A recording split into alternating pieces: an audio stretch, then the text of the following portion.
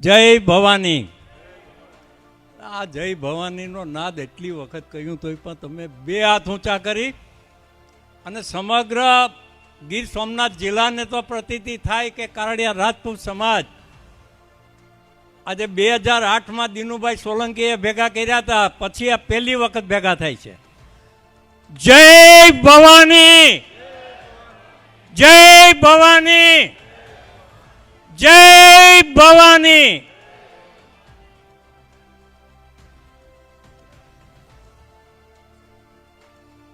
આજના કારડિયા રાજપૂત સમાજ માં ભવાની ધામ સમસ્ત રાજપૂત સમાજના નેજા નીઠે જેની કામગીરી શરૂ કરી છે અને અહીંયા વજુભાઈ મોટા ભાગે 100% કારડિયા રાજપૂત સમાજ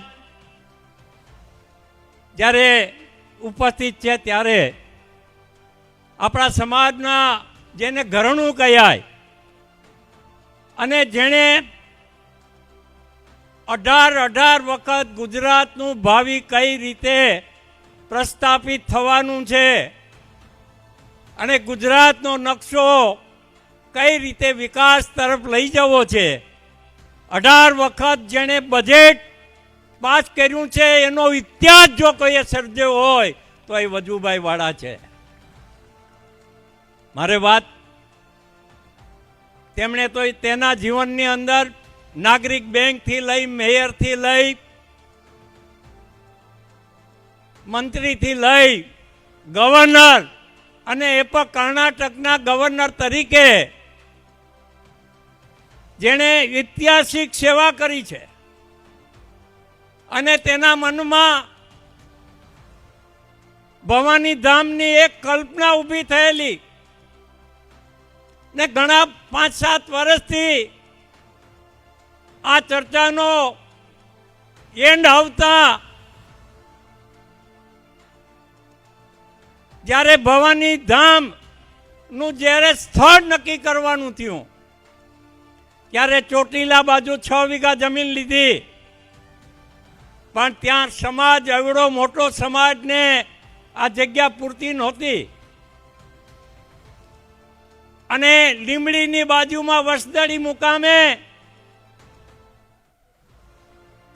32 એકર જમીન, 32 એકર જમીનમાં માં ભવાનીનું ધામની શરૂઆત કરી અને 33% કામ પૂરું થયું છે મિત્રો. અને તેના પ્રેરણાતા તરીકે મુરબ્બી વજુભાઈ, સમસ્ત રાજપૂત સમાજના પ્રમુખ, મારા સાથી જેણે બાવડા, કાનભાઈ એટલે બાવડામાં એક માણસ ન ઓળખે એવો પ્રસંગ ન હોય. અત્યારે તો 4 લેન ને 6 લેન થયા છે. ભૂતકાળમાં જ્યારે રોડ રસ્તામાં બાવડા કાયમી એક્સિડન્ટ થતા કોઈ પણ જ્ઞાતિનો માણસ આવે, કાનભાઈ ત્યાં રાતે 2 વાગે હાજર હોય એવા કાનભાઈ ગોહેલ આપની વચ્ચે ઉપસ્થિત છે. આપની વચ્ચે માજી મંત્રી ભાઈ શ્રી લક્ષ્મણભાઈ, મારા વડીલ મુરબ્બી કાળા બાપા, ભાઈ શ્રી પૂર્વ ધારાસભ્ય ગોવિંદભાઈ પરમાર, તેમજ આવો એક તટસ્થ માણસ, આ 15-17 વર્ષ લાગ્યું ને એમાં વાત સાચી છે. આ બધું ભેગું કરવું ક્યાં કરવું, પણ વીરા બાપાનો ઇતિહાસ છે અને ઉકાભાઈ ઝાલા જેની સાથે મેં વર્ષો સુધી કામ કર્યું છે એનો આ પરિવાર છે અને આ પરિવારે જ્યારે બીડું ઝડપ્યું છે અને કારડિયા રાજપૂત સમાજ 2025માં ઊભો કરનાર ભાઈ શ્રી જે જયંતિભાઈ છે અને જયંતિભાઈ સાથે નવયુવાનનો મોટો બહોળો પરિવાર જેણે આજે આ સમગ્ર કાર્યક્રમમાં તેમણે આયોજન કર્યું છે અને આયોજનમાં સર્વે બધા ઉપસ્થિત રહ્યા છે. એમાં દિનુભાઈ પણ રાતના આવી ગયા હતા, આવવાના હતા, પણ દિનુભાઈને એક હોસ્પિટલનું કામ છે, ઓચિંતાનું થયું છે એટલે જવાનું થયું. અહીંયા શિવાભાઈની ઉપસ્થિતિ છે અને શિવાભાઈએ સમગ્ર આ બંને જિલ્લામાં પ્રવાસ કરીને આ જનમેદની ભેગી કરવામાં જે નવયુવાનોએ ફાળો આપ્યો છે એને પણ હું અભિનંદન આપું છું. આજે પટેલ સમાજની વાત કરી ઘણા બધાએ. પટેલ સમાજની કોઈ હરીફાઈ આપણે કરવાની નથી. પટેલ સમાજ આપ્યો એની સાથે હરીફાઈ નહીં થાય, પણ કારણિયા રાજપૂત સમાજ 1990 પછી જે ઇતિહાસ બદલ્યો છે, રાજપૂત સમાજનો દીકરો દીકરી અવશ્ય હોય છે મિત્રો. એટલે આને તો ગૌરવ તમે લ્યો બધા, અને એક એક ઠેકાણે છે ને આખો ઇતિહાસ બદલ્યો છે. પરંતુ આપણા કમનસીબી પણ ઘણી બધી જે વાત કરી છે. અને આ મંદિર માત્ર મંદિર નથી મિત્રો, મા ભવાની જેમ ઉમિયા માતા અને ખોડિયાર ધામ જે પટેલ સમાજનું છે, સરદાર છે, ત્યાં પણ આ જે ભવાની ધામ બનશે ત્યાં સમગ્ર કારણિયા રાજપૂત સમાજ અને ફોરેનમાં રહેતા લોકોને પણ ત્યાં બોલાવી અને ઇતિહાસ બનાવી અને આપણી ઓળખ તાજી કરવા મા ભવાની આશીર્વાદ આપશે મિત્રો. આ વાત માટે આ વજુભાઈને 88 વર્ષ થયા પૂરા, ના 89મું વર્ષ છે. હવે કાળા બાપા તો એને પણ 90 વર્ષની આડેગાળે છે. આ વડીલોનો સાથ સહકાર મળી રહે, એનું માર્ગદર્શન મળે. પણ મારે સર્વેને અપીલ છે, અહીંયા શિવાભાઈ હોય કે રાજવીર હોય કે માનસિંહભાઈ હોય કે દિલીપ હોય કે અન્ય જે યુવાનો છે, એને આવનારી 21મી સદી એક કારણિયા રાજપૂત સમાજની સદી બને એ તરફ આગળ વધવાનું છે મિત્રો. ખંખેરીને આગળ વધો. તમે આજે મારે મંદિરના પરિસરની અંદર જીઆરસી, પછી દીકરા દીકરીઓને ભણવા માટે હોસ્પિટલ, ત્યાંની સાંસ્કૃતિક કાર્યક્રમ, આ તમામ વ્યવસ્થા કરવાનું આયોજન છે. એમાં 120 કરોડ રૂપિયા વાપરવાના છે. અત્યાર સુધી 1 રૂપિયો કોઈએ ફાળો શરૂ નથી થયો. હા, સુરેન્દ્રનગરમાં આપણે 1.5 થી 2 કરોડ રૂપિયા પહેલી મિટિંગ સુરેન્દ્રનગર થઈ, ત્યાં તેમને પણ આપણે વધાવીએ. આજે મારે ધંધુકાથી ભાઈ નરેન્દ્રસિંહ આવ્યા છે. નરેન્દ્રસિંહ જરા ઊભા થાવ. આ નરેન્દ્રસિંહને એટલા માટે તમે ઓળખજો કે બેંકમાં બેંક મેનેજર તરીકે તેમણે સેવા શરૂ કરી અને તેમણે નક્કી કર્યું કે મારા સમાજ માટે સમર્પિત થવું છે. અત્યારે સૌથી સુંદર કન્યા કેળવણીનું કામ થી માંડી દરેક સમાજને, કારડિયા રાજપૂત સમાજ હોય, નાડોદા હોય, આ તમામ સમાજને બોર્ડિંગની વ્યવસ્થા ધંધુકા મુકામે એ બેંકનું રાજીનામું આપી પોતાનું આખું જીવન સમાજને સમર્પિત કર્યું છે. એને વંદન છે મિત્રો. આવા યુવાનો બહાર આવશે. અને એના પિતાશ્રીએ કહ્યું કે 2 કરોડની મિલકત છે, 1 કરોડ રૂપિયા આ સમાજને શિક્ષણ માટે દાન આપ્યું છે મિત્રો. 2 કરોડ, 2 કરોડની જે મિલકત હતી તમામ સમર્પિત કરી છે એના પિતાશ્રીને, એણે પોતે. આજે આવા સમાજમાં તાલુકે તાલુકે યુવાનો બહાર આવવું પડશે. આ કોઈ હવે ઉંમર થઈ ગઈ ને એ બધા કાર્ય કરશે એ વાતમાંથી બહાર આવો. અમારો જ્યારે સમય હતો ત્યારે કર્યું છે, અને કર્યું છે એટલે જ છાતી ઠોકીને કહીએ છે કે ગાંધીનગર મુકામે 8000 મીટર જમીન કારડિયા રાજપૂત સમાજને, 44 સમાજને જે દી આપીને ત્યારે કેબિનેટની અંદર 10મો નંબર હતો. મેં કહ્યું કે પહેલો નંબર લખો કારડિયા સમાજનો, પછી બીજું આવશે. અને 8,000 મીટર જમીન ટોકન રેટથી, હમણાં રાજવીરે કહ્યું એમ કે 160 કરોડ રૂપિયાની જમીન 32 લાખની અંદર આપવાનું નક્કી કર્યું. અહીં તો 32 રૂપિયા પણ નહોતા. આ બનેલી ઘટના મા ભવાનીના ધામમાં જ્યારે ઊભા થયા ત્યારે મારે વાત કરવી છે. 32 લાખનું કહ્યું. મેં શંકરસિંહ વાઘેલાને કહ્યું કે આ સમાજ તો અતિ પછાત છે, પૈસા લાવવા ક્યાંથી? તો કે કેબિનેટમાં અડધા કરી નાખીએ.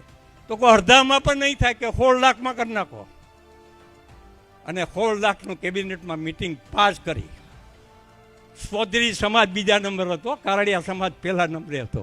આજે 6 સેક્ટરની અંદર 160 કરોડની જે મિલકત ઊભી થઈ છે, અહીંયા બેઠેલા બધાની છે, કોઈ એક વ્યક્તિની નથી મિત્રો. જ્યારે 16 લાખ ઊભા કરવાના થયા ને, પૈસા તો હતા નહીં. મેં કેસર બાપાને કહ્યું, મને કે 3.5 લાખ રૂપિયા બધીથી ને થાય. મારો પીએસ નારસી બાપાને બોલાવ્યા, લક્ષ્મણભાઈને બોલાવ્યા, કો આનું કરવું હું, કાલે તો પૈસા ભરવાના છે. મેં ફોન પહેલો વહેલો દિનુભાઈ સોલંકીને કર્યો. ત્યારે અમે કુટુંબ નહોતા. દિનુભાઈને કહ્યું કે સમાજને પૈસાની જરૂર છે. તેણે 2 લાખ, મને કે આવતીકાલે 10 વાગ્યા સુધીમાં પૈસા આવે, 11 વાગે પૈસા ભરવાના છે. 2 લાખ રૂપિયા દિનુભાઈ સોલંકીએ સૌથી શરૂઆત કરી છે. પછી મેરામણીભાઈ યાદવ, જયસિંહ ભગત અને ઘેટ્યાને તોય પણ 1.5 લાખ ઘેટ્યા. પછી લક્ષ્મણભાઈને કહ્યું કે નારસી બાપા પણ હવે નથી લેવાના, આપણે 2 અડધા કરી નાખો. અહીંયા બેઠેલા લક્ષ્મણભાઈને યાદ છે, 1.5 લાખ રૂપિયા એ પૂરા કરી. આજે 160 કરોડની મિલકત અહીંયા બેઠેલા માતા બહેનો, દીકરા દીકરીઓ બધાને સમર્પિત છે મિત્રો. આજે વાત જ્યારે સમય હોય ત્યારે કામ કરવું પડે. આજે હું કોઈ અકલ કરીશ તો નહીં થાય. પણ જ્યારે સમય હતો ને ત્યારે કહે છે કે જે સમયમાં કામ કરે પોતાનું પણ કરે, પણ સમાજનું પહેલું કરે. અને અઠવાડિયાના પહેલા દિવસે હું મિનિસ્ટર બન્યા પછી 8મે દિવસે વેરાવળ મુકામે જે જમીન સાર્વજનિક ટ્રસ્ટની હતી, સરકારની જમીન પ્રાપ્ત થાય. પછી આ બધા જે સમજે છે ને એ બધા કે સાર્વજનિક મેઘરાજ પેથલજીની સાર્વજનિક છાત્રાલય હતી, એને રદ કરાવવી. રદ કરાવ્યા પછી એ જમીન પ્રાપ્ત કરવી. મિત્રો 8મે દિવસે પહેલી કેસર બાપાની સહી મેં આ જાતે કરેલ છે મિત્રો. અને એ જમીન એમને નથી મળી મિત્રો. મેં રાજકારણને ઓળમાં મૂક્યું છે. રાજકારણને એટલા માટે ઓળમાં મૂક્યું કે ચુનીભાઈ ગોહિલ કહ્યું કે નગરપાલિકાના પ્રમુખ કિશોર કુવાડા હતા, ને હું જાહેરમાં બધાને ખબર છે, જો એ ઠરાવ કરે તો 10 રૂપિયામાં મળે મીટર.